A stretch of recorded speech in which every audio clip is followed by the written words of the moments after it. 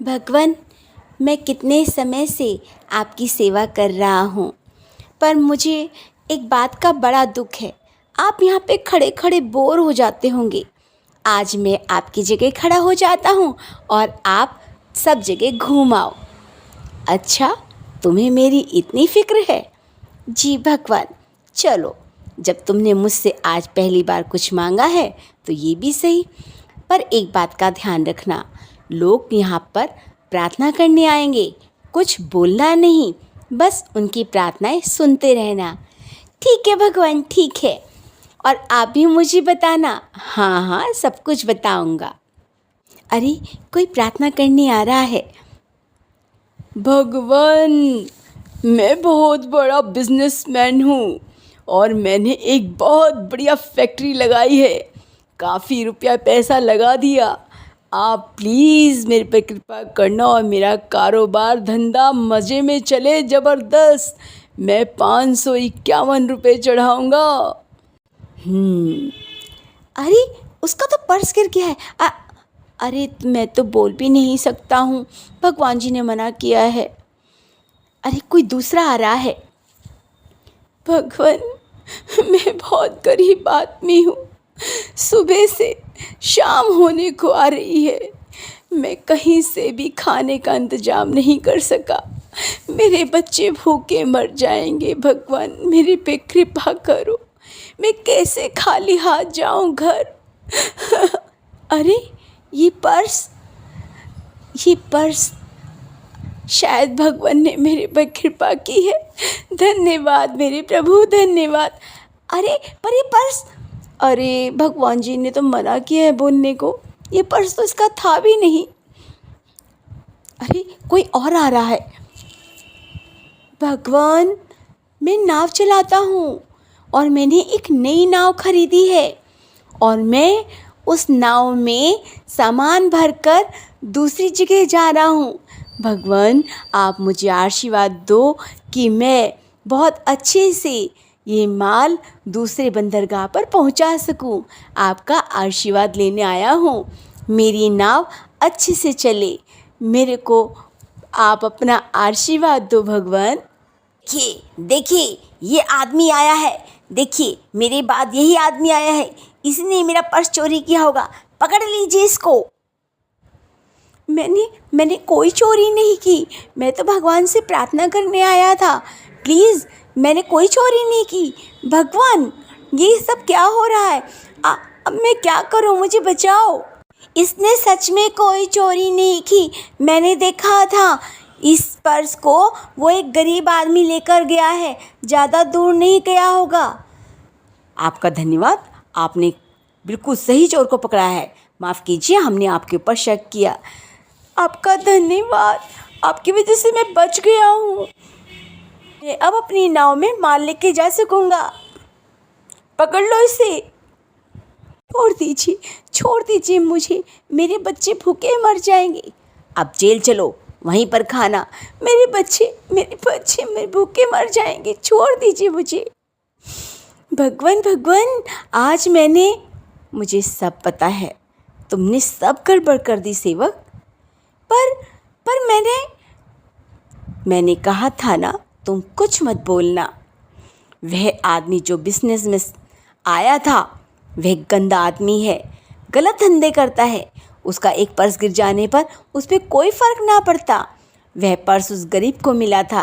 वह अपने बच्चों को भोजन करा रहा था, लेकिन तुमने उसे पकड़वा दिया। और वह नाविक जो नाव लेकर जा रहा था, मालूम है रास्ते में तूफान आने वाला है। अगर वह नाविक जेल चला जाता तो वह आज की रात अपनी नाव लेकर ना निकलता। इस तरह उसकी पत्नी विधवा होने से बच जाती। लेकिन तुम्हारी वजह से सब कुछ गड़बड़ हो गया सेवक। मुझे क्षमा कर दीजिए भगवान। सच्ची में भगवान का कार्य भगवान ही कर सकता है, और जो भी कुछ हमारे जीवन में अच्छा या बुरा होता है वो सिर्फ भगवान को पता है। हम लोग अपनी परिस्थितियों से दुखी होकर भगवान को कोसने लग जाते हैं। क्षमा कर दीजिए भगवान, क्षमा कर दीजिए। अब जो होना था हो गया। नाराज़ मत होना। मैं वादा करता हूँ मैं अब कभी कोई शिकायत भगवान से नहीं करूँगा। हम भी तो अपने जीवन में कोई भी कठिनाई आने पर भगवान को दोष देने लग जाते हैं, ये क्या कर दिया। अगर किसी की मृत्यु होती है तो उसका खाता नील हो चुका है, समाप्त हो चुका है। हम क्यों भगवान को दोष देते हैं। इस सृष्टि में जो कुछ भी होता है वह भगवान की इच्छा से होता है, उसमें कोई कुछ नहीं कर सकता, और जो वह जानता है वो आप और हम नहीं जान सकते। इसीलिए जाकी विधि राखे राम, ताही विधि रहिए, जपिए नित्य राम राम, राम नाम जपिए। एक बेहद गरीब सब्जी वाला था। घर में 2 छोटे छोटे बच्चे और पत्नी। पूरा दिन सब्जी बेचकर जो पैसे बचते वह अपने घर खर्च में लगाता, लेकिन उसका एक भाग वो प्रभु के नाम का निकालना ना भूलता। इसीलिए उसने एक गुल्लक बना रखी थी। जितने भी पैसे आते थे उसमें से वो एक सिक्का निकालकर उसमें डाल देता था। गुल्लक भी अब तक काफ़ी भारी हो चुकी थी। एक दिन उसकी पत्नी ने कहा कि ये गुल्लक शायद भर गई है, अब हमें इस पैसे का क्या करना चाहिए।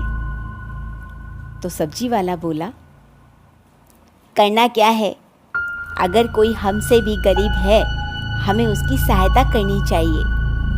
यही तो लिखा है परमात्मा की सभी किताबों में।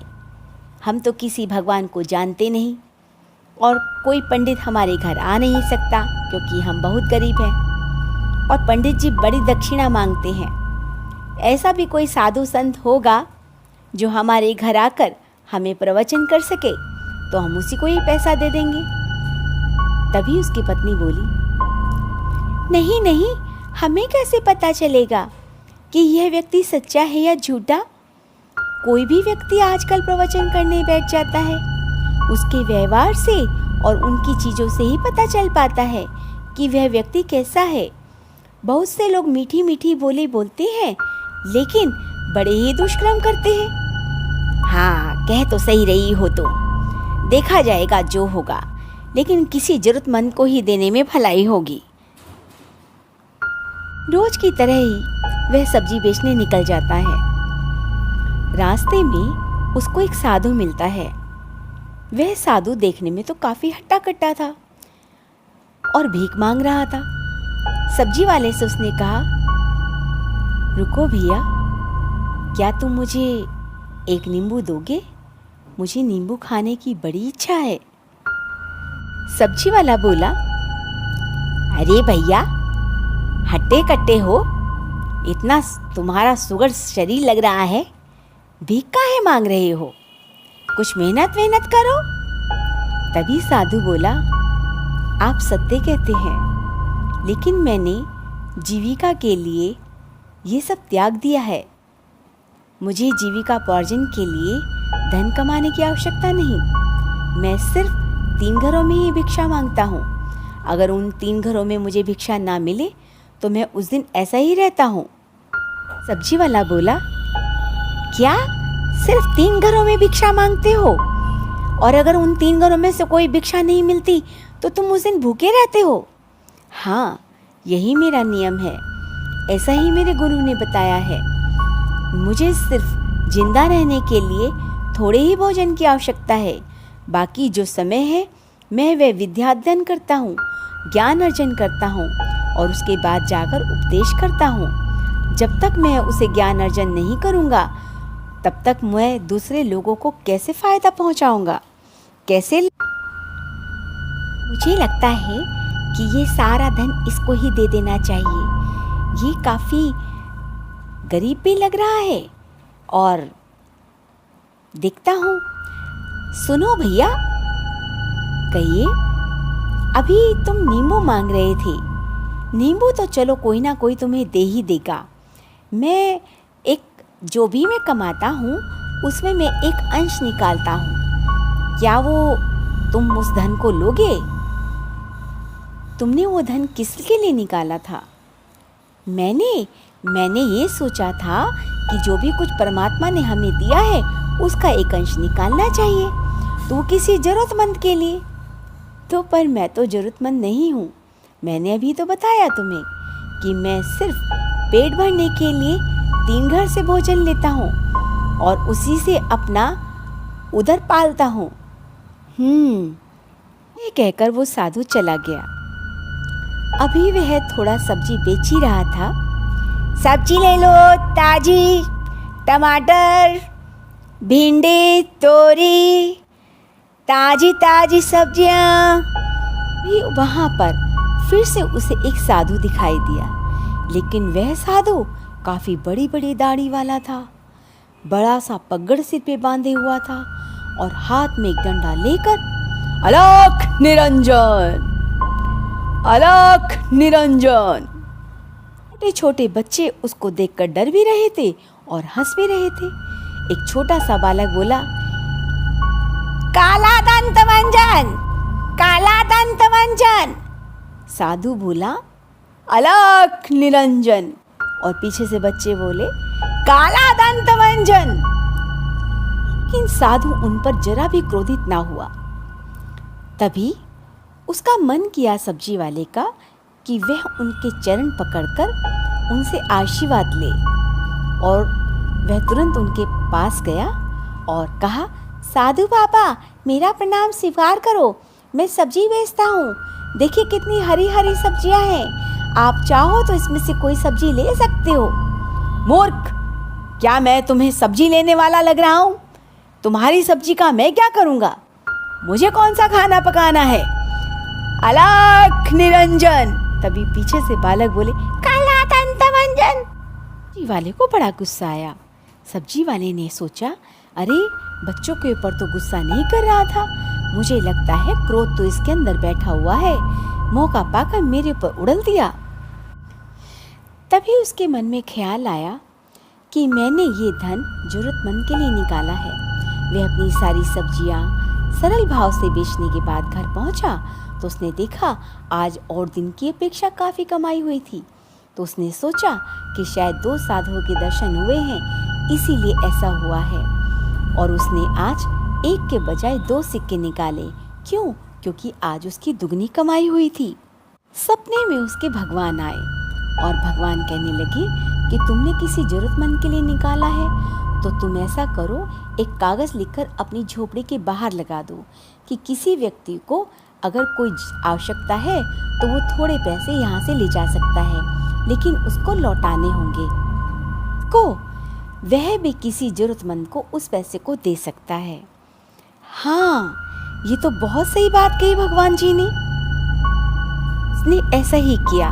उसने सारा धन निकाल कर एक जगह रख दिया और बाहर दरवाजे पर एक बोर्ड लगा दिया कि किसी जरूरतमंद को इतने रुपए की आवश्यकता है तो वह दे दे, लेकिन एक शर्त है। जब लोग आए तो उन्होंने कहा, भाई शर्त क्या है? उन्होंने कहा कि जो पैसा आप हमसे लेके जा रहे हो वह किसी ज़रूरतमंद को मिलना चाहिए। जब आपकी आवश्यकता पूरी हो जाए तो आप इस पैसे को यहाँ रख जाइएगा, ये फिर किसी ज़रूरतमंद के काम आ जाएगा। और आज वहाँ पर एक बहुत बड़ा बैंक खुला हुआ था जहाँ पर लिखा था देना जी बैंक, यानी देने वाला। कोई भी व्यक्ति ने वहाँ पर कोई ब्याज नहीं देना पड़ता, ना ही किसी व्यक्ति ने आज तक बेईमानी की। लोग वहाँ से पैसे लेते और अपना ठेला खोलते, अपना कार्य करते, और इस तरीके से उस पैसे का यूज़ होने लगा।